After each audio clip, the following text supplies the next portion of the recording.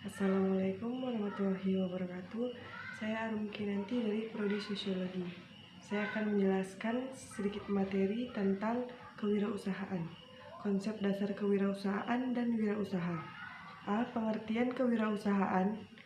Kewirausahaan adalah proses kemanusiaan yang berkaitan dengan kreativitas dan inovasi dalam memahami peluang, mengorganisasi sumber-sumber, mengelola sehingga peluang itu terwujud menjadi suatu usaha yang mampu menghasilkan laba atau nilai untuk jangka waktu yang lama.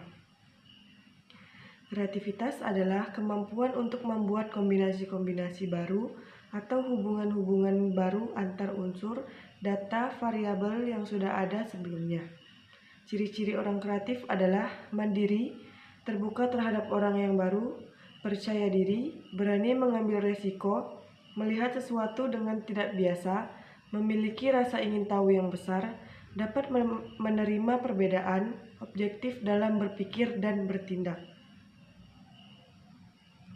Terdapat beberapa contoh-contoh kreativitas, yaitu kreativitas ide, kreativitas material, kreativitas spontan, kreativitas kejadian, kreativitas organisasi, kreativitas hubungan, dan kreativitas dari hati. Adapun kegiatan yang bersifat kewirausahaan, misalnya menghasilkan produk baru dengan cara baru pula, menemukan peluang pasar baru dengan menghasilkan produk baru pula, mengkombinasikan faktor-faktor produksi dengan cara baru, mendukung budaya yang mendorong eksperimen yang kreatif, mendorong perilaku eksperimen, dan lain-lain. Terdapat beberapa karakteristik dalam pola dasar kewirausahaan, di antaranya sikap mental, kepemimpinan, tata laksana, keterampilan. Seorang wirausahawan terlepas apakah dia bawaan sejak lahir atau dari proses pengembangan, pada umumnya memiliki ciri-ciri gemar usaha, tegar walaupun gagal, percaya diri, mengelola risiko. Perubahan dipandang sebagai kesempatan, toleran terhadap banyak pilihan, inisiatif, kreatif, dan perfeksionis. Memiliki pandangan luas, waktu adalah berharga, dan memiliki motivasi yang kuat. Menurut Peggy dan Charles, tahun 1999, entrepreneur harus memiliki 4 unsur pokok. 1.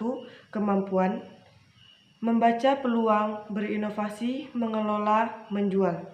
2. Keberanian mengatasi ketakutan, mengendalikan resiko, keluar dari zona kenyamanan. 3. Keteguhan hati atau motivasi diri, persistence atau ulet, pantang menyerah, determinasi, teguh dalam keyakinannya, kekuatan akan pikiran, bahwa Anda juga bisa. 4. Kreativitas mencari peluang. Menurut Edison, ada 3 pokok utama yang harus dimiliki.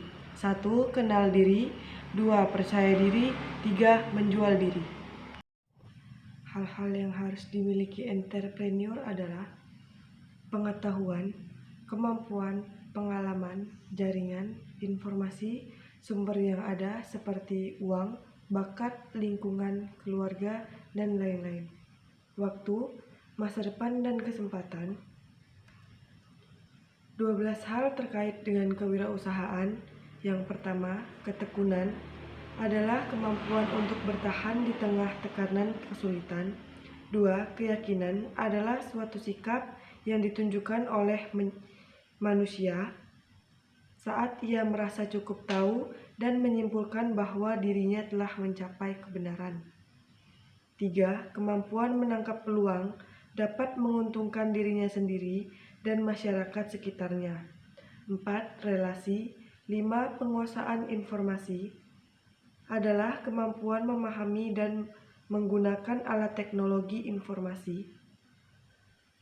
Yang keenam, kemampuan membuat perencanaan. 7. Kemampuan memecahkan masalah. 8. Kemampuan mengestimasi. 9. Kemampuan memperhitungkan risiko. 10. Keberanian mengambil dan memanage risiko. 11. Kemampuan menentukan skala prioritas.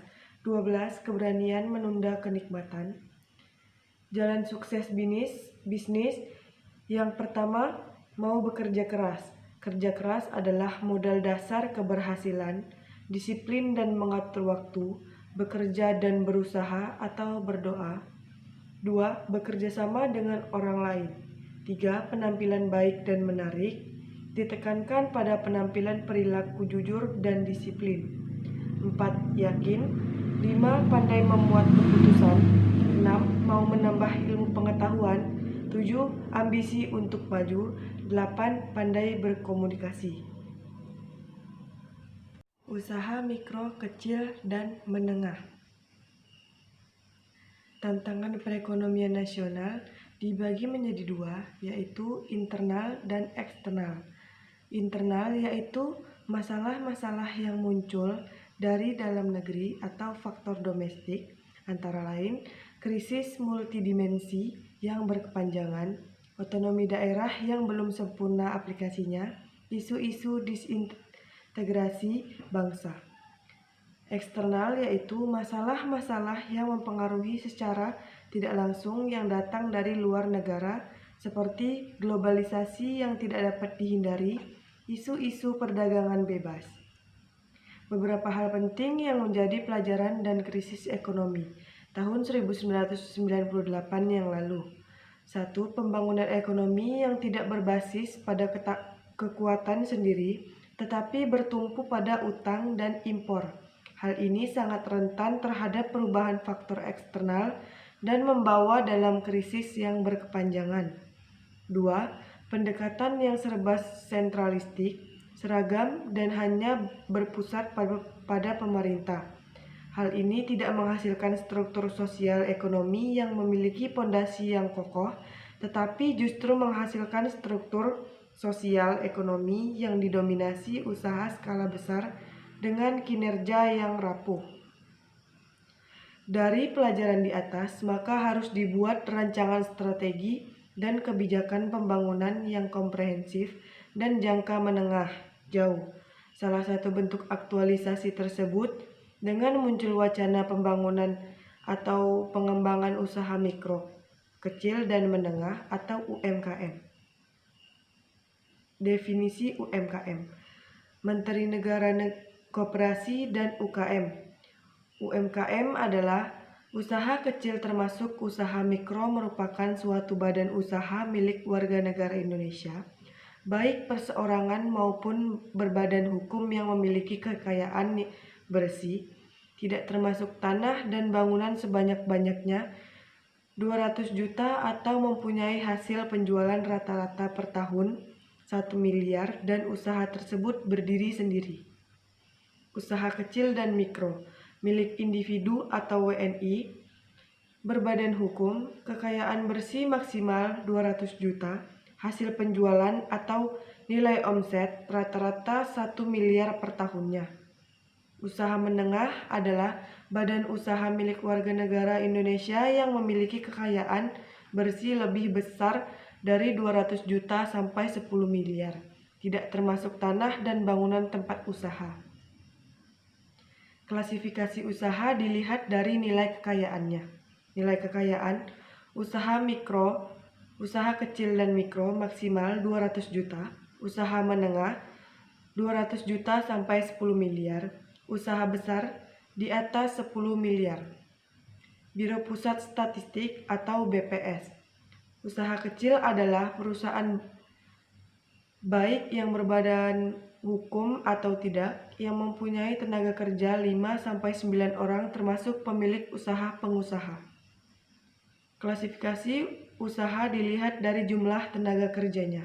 Jumlah tenaga kerja, usaha kecil dan mikro 1-4 orang, usaha menengah 20-99 orang, usaha besar di atas 99 orang. Departemen Industri dan Perdagangan. Undang-Undang Nomor 9 Tahun 1995. Usaha kecil merupakan bagian dari industri dan dagang kecil yang merupakan kegiatan ekonomi yang dilakukan oleh perseorangan atau rumah tangga maupun suatu badan, bertujuan untuk memproduksi barang atau jasa untuk diperniagakan secara komersial yang mempunyai kekayaan bersih paling banyak 200 juta dan mempunyai nilai penjualan 1 miliar atau kurang per tahunnya. Contoh-contoh UMKM adalah 1. Petani tuna lahan, 2. Nelayan tanpa perahu, 3. Industri kecil, 4. Usaha kerajinan tangan, 5. Pedagang kecil atau asongan, 6. Pengecer koran, dan seterusnya. Masalah-masalah yang sering dihadapi oleh UMKM antara lain adalah masalah internal. 1. Rendahnya profesionalisme tenaga pengolah usaha UMKM. 2. Keterbatasan modal dan akses terhadap pasar dan perbankan. 3. Kemampuan pengusahaan teknologi yang masih kurang. Masalah eksternal. 1. Iklim usaha yang kurang menguntungkan bagi pengembangan usaha kecil. 2. Kebijakan pemerintah yang belum berjalan sebagaimana diharapkan. 3. Kurangnya dukungan. 4. Masih kurangnya pembinaan, bimbingan manajemen, dan peningkatan kualitas sumber daya manusia. UMKM sebagai sebuah organisasi ekonomi atau bisnis memiliki ciri spesifik. Struktur ekonomi organisasi sangat sederhana, mempunyai karakter khas, tanpa elaborasi, tanpa staf yang berlebihan, pembagian kerja yang lentur, memiliki hierarki manajemen yang kecil, sedikit aktivitas yang diformalkan, sangat sedikit yang menggunakan proses perencanaan, jarang memberikan pelatihan terhadap karyawan, jumlah karyawan sedikit, pengusaha sulit membedakan aset pribadi dan aset perusahaan. Sistem akuntansi kurang baik, biasanya bahkan tidak memiliki pembukuan. Faktor-faktor penyebab kegagalan sektor industri untuk berkembang. 1. Poor decision making ability, yakni lemahnya kemampuan dalam mengambil keputusan. 2. Manajemen incompetence, yakni ketidakmampuan manajemen. 3. Lack of experience, yakni kurang berpengalaman. 4. Poor financial control, yaitu lemahnya pengawasan terhadap keuangan. 5. Deterioration of working capital, yakni kemerosotan posisi modal kerja. 6. Declining profit, yaitu buruknya manajemen mendorong terjadinya penurunan laba atau keuntungan. 8. Increasing debt, sebaliknya hutang terus meningkat. Kendala-kendala lain yang mempengaruhi sulitnya pengembangan UMKM adalah adanya pemikiran-pemikiran atau mitos yang salah kaprah, antara lain 1. Mitos akan adanya kecenderungan pemikiran bahwa alokasi sumber daya pembangunan diprioritaskan menurut dimensi rasional lebih penting daripada dimensi moral, dimensi material lebih pada dimensi institusional, dan dimensi ekonomi lebih penting daripada dimensi sosialnya. 2. Mitos bahwa pendekatan pembangunan yang berasal dari atas lebih mudah dan lebih baik daripada pembangunan dengan pendekatan dari bawah, yang berasal dari aspirasi pembangunan di tingkat grassroots. 3. Mitos bahwa pembangunan masyarakat lebih membutuhkan bantuan material atau fisik daripada bantuan keterampilan, teknik, dan manajerial. 4. Mitos bahwa pengetahuan dan teknologi impor selalu lebih baik daripada teknologi tradisional. 5. Mitos bahwa kelembagaan lokal cenderung tidak efisien, bahkan tidak efektif, serta menghambat proses pemberdayaan masyarakat itu sendiri. 6. Mitos bahwa masyarakat di lapisan bawah tidak tahu akan apa yang diperlukan dan bagaimana memperbaiki nasibnya. 7. Mitos bahwa berbagai kemiskinan yang terjadi merupakan akibat ketidakmampuan, kebodohan, dan kemalasan orang miskin sendiri.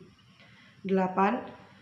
Mitos bahwa efisiensi merupakan tujuan utama pembangunan dan tujuan dari alokasi sumber daya masyarakat. 9. Mitos bahwa sektor pertanian dan pedesaan merupakan sektor yang inferior, tradisional, kurang produktif, dan memiliki masa pengembalian investasi yang panjang sehingga tidak perlu diprioritaskan pengembangannya. 10.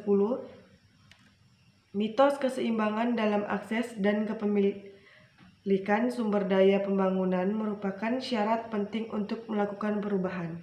Baiklah, itu saja yang dapat saya sampaikan. Terlebih dan terkurang saya mohon maaf. Wassalamualaikum warahmatullahi wabarakatuh.